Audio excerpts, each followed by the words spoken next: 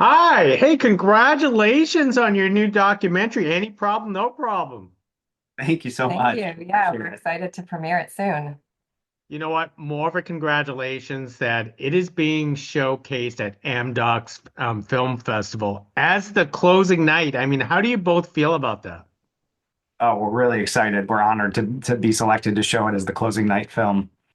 That is pretty awesome. Well, we always have to ask for any type of project is what actually sparked you to do this documentary in the first place? Yeah, so our colleagues at Actual Films were developing this project where they had been invited into this accelerator space, and they approached us and said, how would you look at this story? And I think crypto is often portrayed in the news media as cryptocurrency and speculation and the hype around all of that. And as we looked into what the young people who we ended up featuring in the film are actually doing in the crypto space, we found that there's this whole other side to the crypto technology, which is Web3, where these young builders are trying to create a new version of the internet where big tech doesn't own all of our data and there's more space for creators to make a living. And so we were really curious to kind of dig into that story and profile young coders in the space who are excited to build this new version of the internet, Web3. Now, the discovery of Web3, for most of us, we don't know this, this tech world and this world of incubators. There must be hundreds of incubators out there. So what made Web3 crypto different from, these other incubators, and how did you get permission to actually, assist in this with your project? Well, there are probably hundreds of incubators out there, and I'm sure a lot of them are focused on various different angles of internet startup culture. We were really interested in this Web3 space and had the unique opportunity to be invited in by A16Z Crypto, who gave us access to this really incredible group of founders that were developing in the Web3 space. We were really curious to look beyond the negative headlines of crypto and kind of like dig into the what a lot of people believe is the future of the internet. Yeah, and I think, in this film, like we have really unique access into an accelerator space where these companies are being developed that you don't often get to see. So you're seeing kind of the birthplace of the next, big tech companies.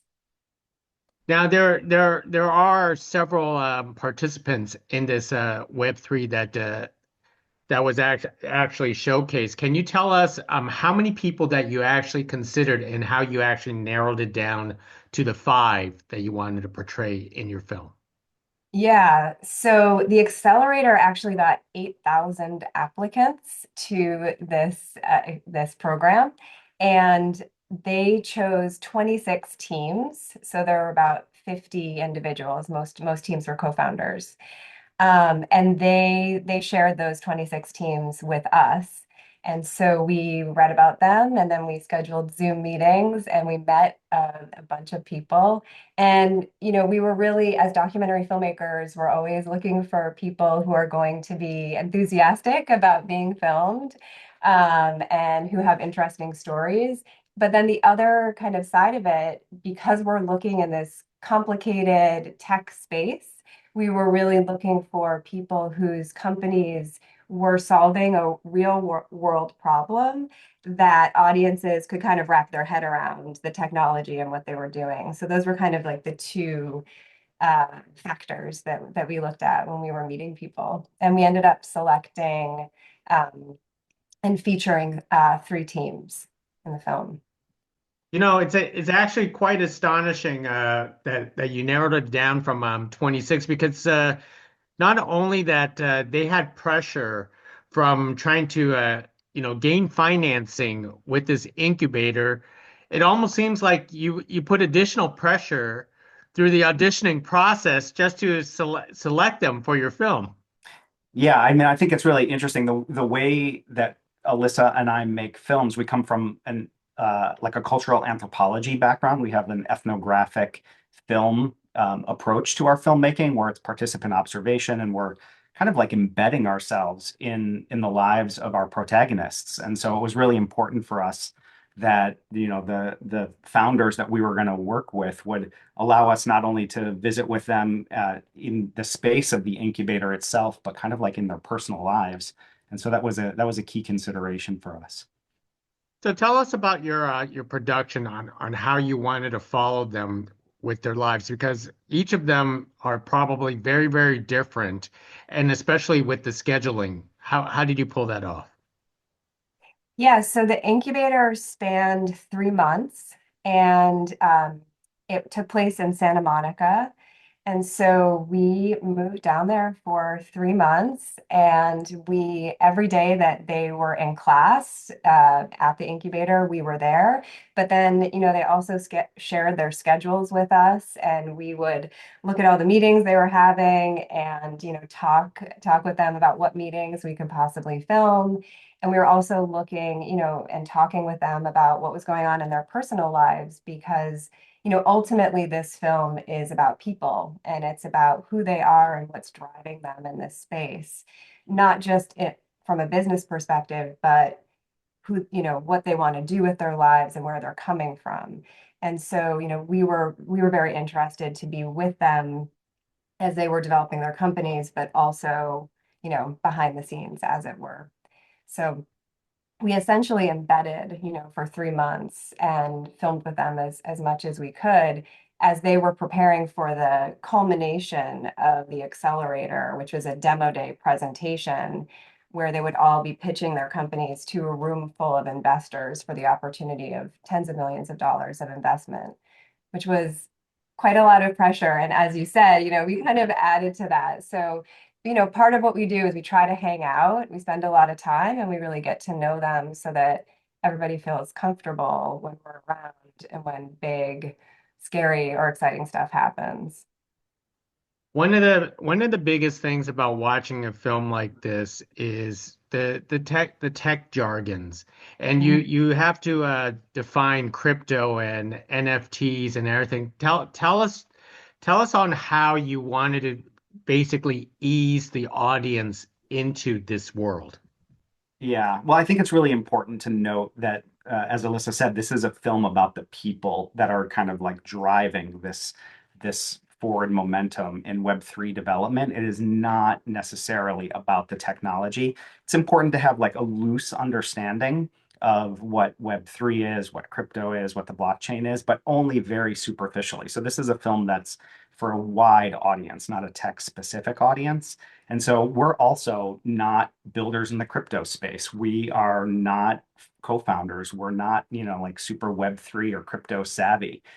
We really approach this kind of from like every person's type of perspective. So it was really important for us to just give like a broad brushstroke, kind of painting for how to understand the technology so that you could really dig into the stories of the individuals. And as the process, as your production actually goes through, could you tell us about the filming of the actual Web3 event and how all of that is pulled off? So the demo day at the end. Yeah, so for the majority of filming leading up to that, we're co-directors, but Zach's also the cameraman. And so Zach was doing a majority of the filming, and sometimes we would bring in other colleagues to film with us. But on the big day, uh, all of our teams were presenting. And so we actually had a crew of, I think, about 25 people.